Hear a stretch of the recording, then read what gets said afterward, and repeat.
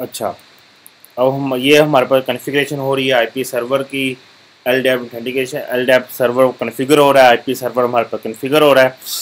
तो अभी वो यहाँ पर डायरेक्ट सर्विस सर्वर देख रहा है, स्टॉपिंग सर उसको स्टॉप कर रहा है, saving configuration, disabling listening.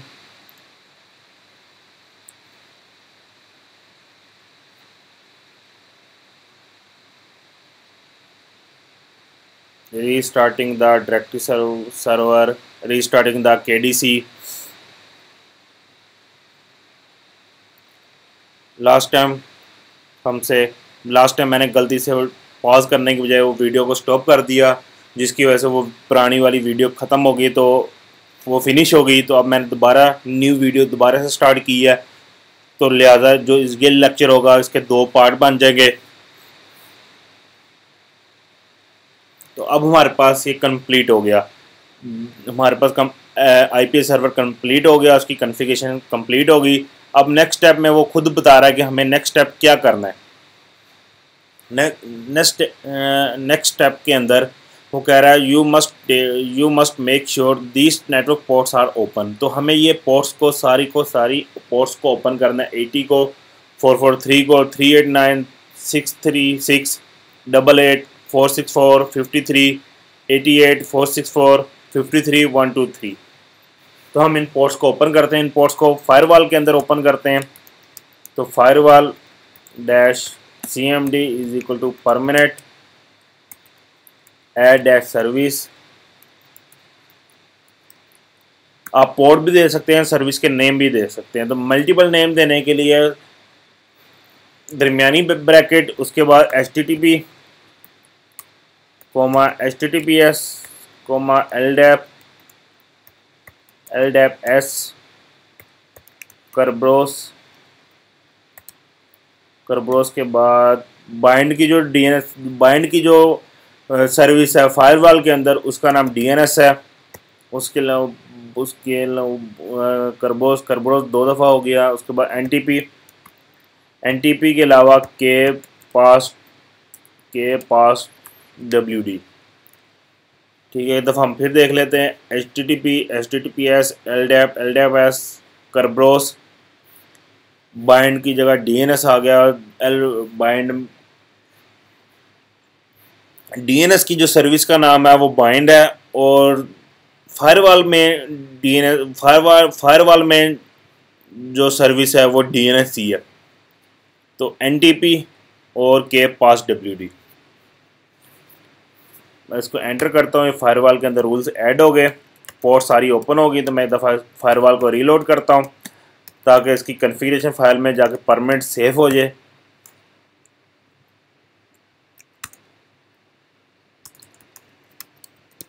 Firewall dash cmd list dash services, हम देख लेते हैं कि हमारे पास सर्विसेज आ गई। तो ये सारी की सारी हमारे पास जो हमने सर्विसेज ऐड की थी, http https करब्रोस के पास WD ldap s NTP और ये DNS।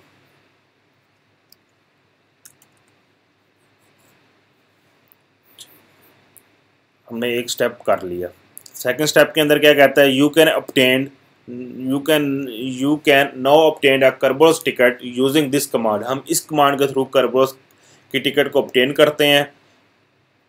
जब तक करब्रोस की टिकट को ऑब्टेन नहीं करेंगे, आगे हमारे पास LDAP की ऑथेंटिकेशन नहीं होगी, यूज़र क्रिएट नहीं होंगे। ये टिकट ऑब्टेन करना बहुत लाजमी है। तो हम इस कमांड के थ्रू करते हैं कि init admin। अब मुझसे एडमिन का पासवर्ड पूछ रहा है, मैं चेक करना चाहता हूँ वाकई टिकट ऑब्टेन होगी कि नहीं होगी। उसके लिए कमांड है KList। तो ये मेरे पास टिकट ऑब्टेन हो गई है। वैलिडिटी इसकी कितनी बता रहा है, 7/14/2017 से लेकर 7/15/2017, यानी 1 मंथ के लिए उसने इस टिकट को ऑब्टेन कर लिया है। अगर आप मशीन को रीस्टार्ट करके दोबारा जब ओपन करेंगे तब भी आपको फर्स्ट टाइम आगे के इनट एडमिन चलाना पड़ेगा ताकि वो टिकट उसकी ऑब्टेन हो जाए। तो अब मैं आईपी सर्वर जो हमने इंस्टॉल किया उसकी सर्विसेज को देखता हूँ कि वाकई उसकी सर्विस सारी अप हैं। या कोई सर्विस उसकी डाउन भी है, तो उसके लिए कमांड होती है IPS-CTL स्टेटस। तो हम बता रहा है जो डायरेक्टरी सर्विस है वो भी रनिंग में है, KRB5 KDC सर्विस रनिंग में है, KAdmin की सर्विस रनिंग में है, नेम्ड की जो DNS की सर्विस है वो भी रनिंग में है, IP MEM कैशे की सर्विस रनिंग में, HTTPD की सर्विस रनिंग में, PKI Tomcat D की सर्विस रनिंग में, IPA-OTPD सर्विस रनिंग में, IPA DNS की सिंक्ड की सर्विस भी रनिंग में है। नीचे वो इन्फॉर्मेशन दे रहा है the IPA-CTL command was successful, कि जो हमने चलाई है उसमें कोई भी इशू नहीं है, सारी सर्विसेज रनिंग स्टेट में है। उसके अलावा और क्या कहता है, अब कहता है नेक्स्ट स्टेप में क्या करना है। फॉर एग्जांपल अगर आपने कोई यूज़र ऐड करना है कमांड लाइन, तो IPA यूज़र ऐड, अगर यूज़र का नेम देंगे तो यूज़र ऐड हो जाएगा LDAP का। तो अगर आप वेब के थ्रू भी यूज़र ऐड करना चाहते हैं, वेब के थ्रू भी यूज़र ऐड कर सकते हैं। उसके बाद क्या कहता है, make be sure to backup the CS certificate store in /root/CS_set.p12। मैं देखता हूँ जब हमने IPA सर्वर को कॉन्फ़िगर किया था उसने ऑटोमेटिकली TSL सर्टिफिकेट क्रिएट कर दिए थे, जनरेट कर दिए थे। वो उसने कहाँ रखे थे, /root, उसने ये /root के ऊपर CS सर्टिफिकेट्स उसने रखे हुए हैं, क्योंकि जब IPA सर्वर एक सिक्योर सर्वर है उसके लिए TSL सर्टिफिकेट आपको लाजमी जनरेट करने पड़ते हैं। बाय डिफ़ॉल्ट IPA सर्वर खुद जनरेट कर देता है, आपको जनरेट करने की ज़रूरत नहीं पड़ती। तो मैं IPA सर्वर को जो ये सर्टिफिकेट्स हैं, CS सर्टिफिकेट्स जो हैं, जो TSL सर्टिफिकेट्स हैं, इसको क्लाइंट साइड की मशीन पे रखने के लिए, तो इसको मैं क्लाइंट साइड पे एक्सेस करने के लिए, इन सर्टिफिकेट्स को मैं एक्सेस करने के लिए इसको FTP के अंदर, FTP की डायरेक्टरी के अंदर रख देता हूँ, ताकि हम FTP के थ्रू इसको एक्सेस कर लें। लास्ट टाइम हमने पिछले लेक्चर के अंदर जब हमने लोकल यम कॉन्फ़िगर किया था तो उसके लिए हमने FTP सर्वर भी यूज़ किया था। तो हम उसी FTP सर्वर के अंदर CS सर्टिफिकेट को कॉपी कर देते हैं,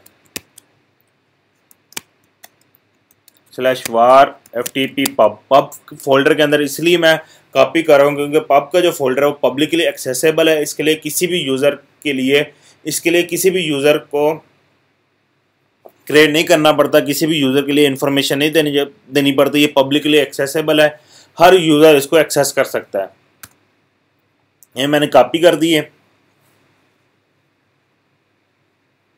ये हमने IPA सर्वर को कॉन्फ़िगर कर लिया अपनी मशीन के ऊपर। ये इतना जो IPA सर्वर जो अभी तक हमने कॉन्फ़िगर किया सारा, ये आपको एग्ज़ाम के अंदर ऑलरेडी कॉन्फ़िगर किया हुआ मिलेगा, आपको कॉन्फ़िगर करने की ज़रूरत नहीं। अब जो हम करने लगे हैं, डोमेन ज्वाइन करने लगे हैं अपनी दूसरी मशीन के ऊपर, डोमेन ज्वाइन करने लगे हैं। ये आपको स्टेप सारा का सारा एग्ज़ाम के अंदर करना पड़ेगा। इसके बिना ही आप LDAP से रिलेटेड जितने भी क्वेश्चन होंगे, 2 होंगे, 3 होते हैं, बाज़ दफ़ा 3 सवाल आते हैं, बाज़ दफ़ा 2 सवाल आते हैं, वो आपको करने पड़ते हैं। बिना डोमेन ज्वाइन किए आप वो सवाल नहीं कर पाएंगे। तो अब हम सबसे पहले इस मशीन का होस्ट नेम सेट करते हैं, FQDN नेम सेट करते हैं। FQDN नेम के लिए यह मशीन का होस्ट नेम सेट करने के लिए host name CTL set -hostname desktop 1.urduitacademy.com। Host name से मैं चेक कर लेता हूँ वाकई ये नेम सेट हो गया। तो मेरे पास desktop 1.urduitacademy.com मेरे पास होस्ट नेम सेट हो गया। इसको मैं ETC होस्ट के अंदर रिजोल्व भी करवा देता हूँ।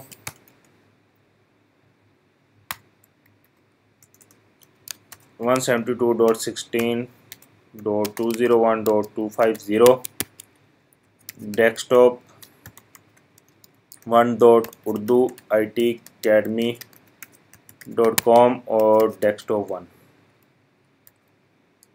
इसी तरह मैं अपने IPA सर्वर का नाम भी रिजोल्व करवा देता हूँ ETC होस्ट फाइल के अंदर ही। IPA सर्वर urduitacademy.com और IP सर्वर।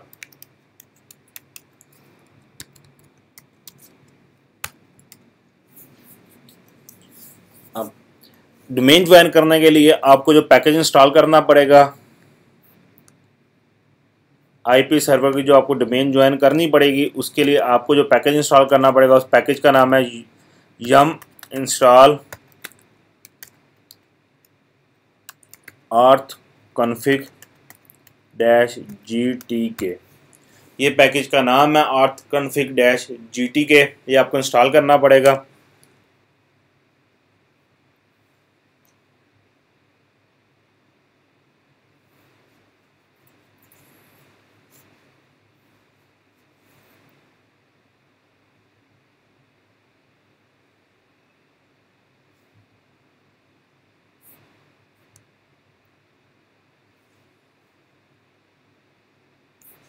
मुझे पिंग करके देखते हो मेरी वो मशीन पिंग भी हो रही है कि नहीं।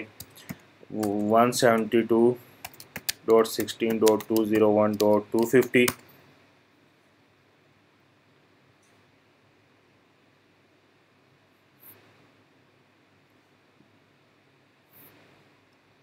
ठीक है, पिंग होनी शुरू हो गई। ये इधर पैकेज भी इंस्टॉल हो गया हमारे पास। auth-config-gtk पैकेज इंस्टॉल हो गया। अब हम इस पैकेज के थ्रू डोमेन को ज्वाइन करते हैं।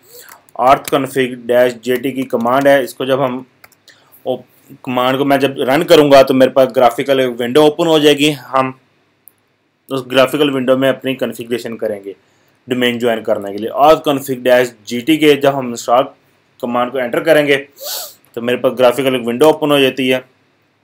ये मेरे पास विंडो ओपन होगी। इसके अंदर आइडेंटिटी एंड ऑथेंटिकेशन के अंदर यूज़र अकाउंट कॉन्फ़िगरेशन के अंदर यूज़र अकाउंट डेटाबेस में हमारे पास ऑप्शन आ रही है local account only, LDAP, IPA, version 2, free IP, NIS, विंडबाइंड। तो हमने कॉन्फ़िगर करना था, हमने क्या यूज़ करना था, LDAP ऑथेंटिकेशन यूज़ करनी है। तो LDAP password based authentication use करनी है, तो उसके लिए LDAP। जब मैंने LDAP सेलेक्ट किया तो मुझे कहता है कि ये पैकेज इंस्टॉल नहीं है, तो इसको इंस्टॉल करो। अगर आपको ये पैकेजेस के नेम ज़बानी याद हैं तो आप auth-config के साथ ये पैकेज का नाम देकर भी पैकेज इंस्टॉल कर सकते हैं। अगर आपको नहीं याद तो आप मेन auth-config-gtk इंस्टॉल याद कर लें पैकेज। जब आप ये auth-config-gtk की कमांड देकर एंटर करेंगे तो यहाँ पे आगे LDAP जब सेलेक्ट करेंगे तो ऑटोमेटिकली पैकेजेस कहेगा ये इंस्टॉल करने को। तो मैं यहीं से इंस्टॉल करता हूँ। तो ये मेरे पास पैकेज इंस्टॉल हो गया। एक दफ़ा उसको कैंसिल करता हूँ, दोबारा इस कमांड को चलाता हूँ auth-config-gtk। तो इधर आके दोबारा LDAP जब सेलेक्ट करता हूँ तो मुझसे पूछता है PAM_KRB5 पैकेज भी इंस्टॉल करो। तो इसको भी मैं इंस्टॉल करता हूँ।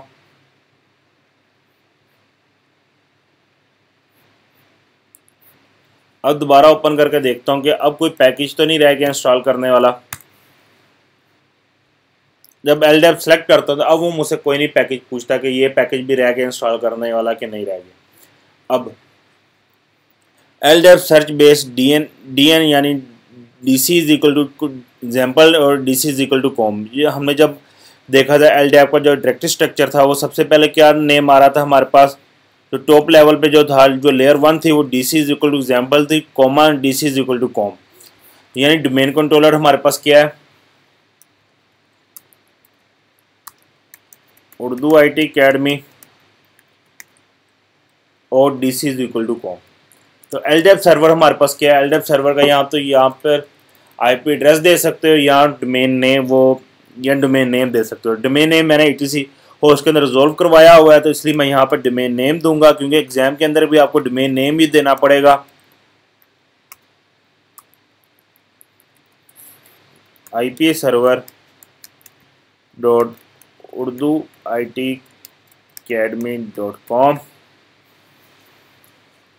उसके बाद यूज़ TSL इंक्रिप्शन कनेक्शन के हमने उधर जब IP सर्वर को कॉन्फ़िगर किया था उसने साथ TSL सर्टिफिकेट्स भी इंस्टॉल किए थे, उसको भी कॉन्फ़िगर किया था, जनरेट किए थे। तो हम वो TSL सर्टिफिकेट्स जो हमने FTP पब के अंदर फोल्ड रखे हैं वो यहाँ पे हम आके डाउनलोड करेंगे। जब यहाँ पे डाउनलोड करेंगे ऑटोमेटिकली TSL का जो पाथ डिफाइंड होगा वो ऑटोमेटिकली उस पाथ के ऊपर सर्टिफिकेट्स को रख देगा। तो एग्जाम के अंदर भी आपको पाथ दिया गया होगा कि इस पाथ के ऊपर CA सर्टिफिकेट्स पड़े हैं और आपको पूरा का पूरा पाथ यहाँ पे देना पड़ेगा। तो मैं यहाँ पे पाथ देता हूँ FTP IPA server.urduitacademy.com/CA-certs.P12। ये मेरे पूरा पाथ है। अगर आपको ज़बानी नहीं याद तो आप क्या कर सकते हैं, एग्ज़ाम के अंदर तो आपको एक पाथ दिया गया होगा। तो अब यहाँ पे अगर आपको नहीं याद तो आप वेब ब्राउज़र पे आएँ,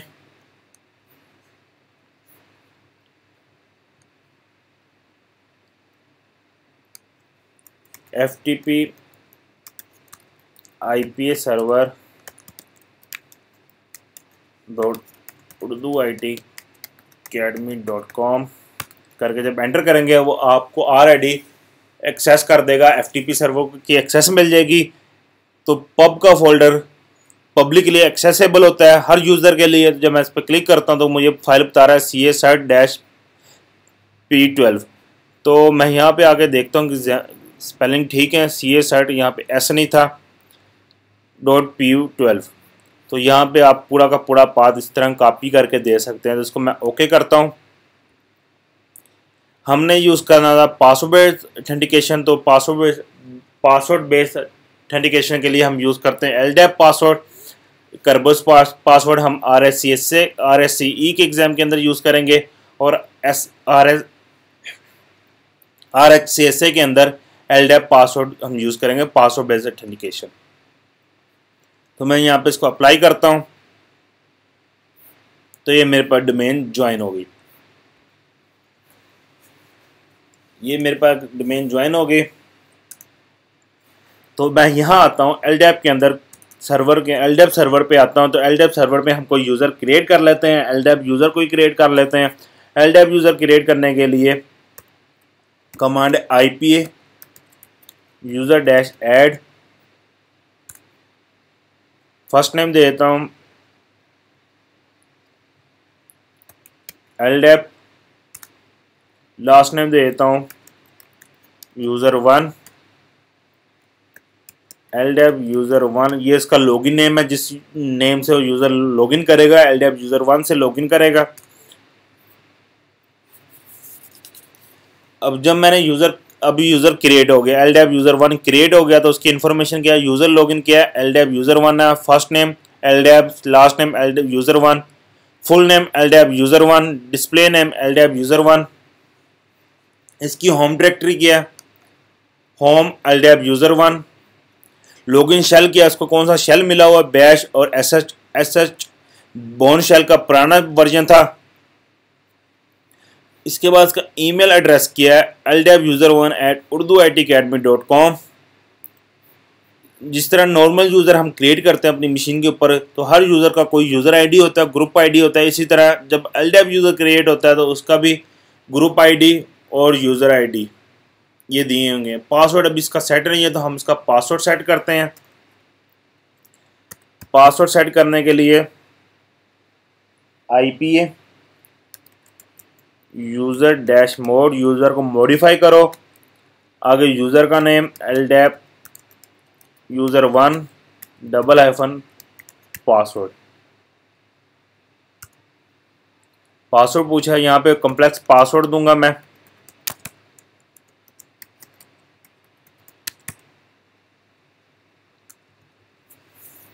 तो अब यहाँ पे जो पहले जो जो पासवर्ड की इंफॉर्मेशन फॉल्स आ रही थी, अब यहाँ पे इंफॉर्मेशन पासवर्ड की ट्रू हो गई। तो अब आगे मैं इस यूज़र को लॉगिन करता हूँ अपनी मशीन के ऊपर, दूसरी मशीन के ऊपर, डेस्कटॉप मशीन के ऊपर, जिसको हमने अभी अभी डोमेन ज्वाइन कराई है। तो उस मशीन के ऊपर मैं इस यूज़र को लॉगिन करता हूँ। तो यूज़र को लॉगिन करने के लिए स्विच यूज़र कर लेता हूँ, बजाय इसके मैं इस यूज़र को जो रूट यूज़र से लॉगिन हूँ उसको मैं पहले साइन आउट करूँ, फिर दोबारा इस यूज़र से लॉगिन करूँ। तो मैं इस यूज़र को यहाँ पे स्विच कर लेता हूँ SU- माइनस का मतलब ये है कि डायरेक्ट उस यूज़र की होम डायरेक्टरी के अंदर लॉगिन करना है, किसी और लोकेशन के ऊपर लॉगिन नहीं करना। तो LDAP user1,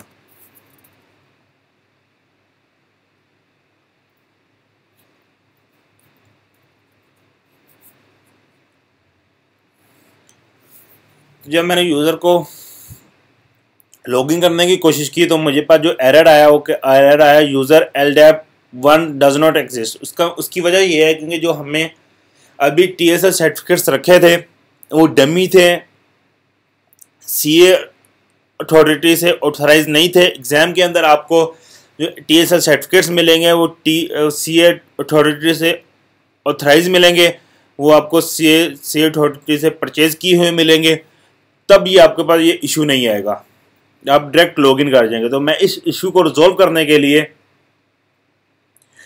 TSL जो सर्टिफिकेट्स हैं उसकी ऑप्शन को ऑफ कर देता हूं, लेकिन एग्ज़ाम के अंदर आपने ऑफ नहीं करना है। तो जो अब मैं स्टेप करने लगा हूँ ये आपने एग्ज़ाम के अंदर नहीं करना। ये सिर्फ इसलिए मैं कर रहा हूँ क्योंकि जो हमारे पास TSL सर्टिफिकेट्स हैं वो डमी हैं, फेक सर्टिफिकेट्स हैं, जिसकी वजह से वो इशू आ रहा है। तो मैं इन ऑप्शन को TSL की ऑप्शन को ऑफ कर देता हूँ। vim etc के अंदर nslcd.conf ये फाइल होती है, etc nslcd.conf।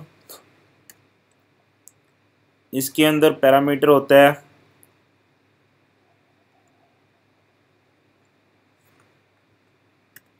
TSL_request_cert never, कि जो जब हम यूज़र को लॉगिन करने की कोशिश करेंगे तो वो TSL की रिक्वेस्ट करता है, तो वो रिक्वेस्ट ना करे, डायरेक्ट लॉगिन कर जाए। इसका मतलब ये है, तो हम इसको क्या करते हैं, नेवर कर देते हैं।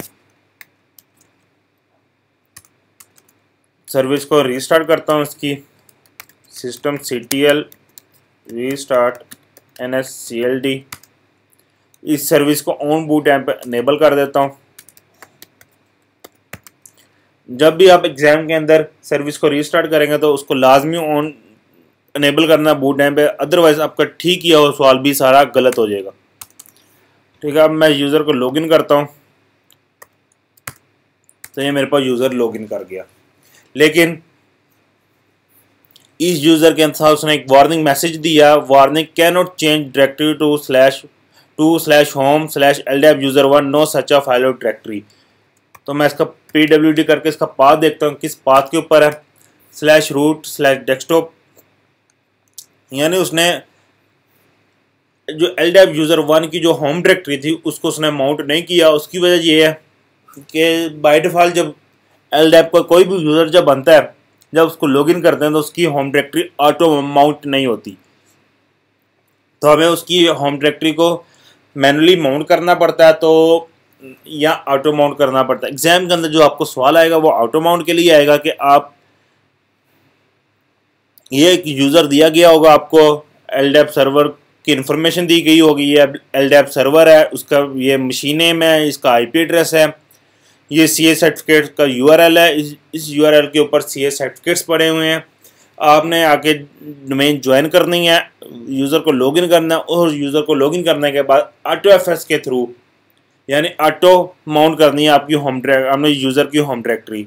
यूज़र की होम डायरेक्टरी को ऑटो माउंट करने के लिए हम नेक्स्ट लेक्चर में देखते हैं कि यूज़र की नेक्स्ट लेक्चर के अंदर हम देखते हैं कि यूज़र की होम डायरेक्टरी किस तरह माउंट की जाती है, किस तरह उसको मैनुअली माउंट किया जाता है, किस तरह उसको AutoFS के थ्रू माउंट किया जाता है। ये हम नेक्स्ट लेक्चर के अंदर देखेंगे। ओके फ्रेंड्स, तब तक के लिए आप अपना ख्याल रखिएगा। थैंक यू, अल्लाह हाफिज़।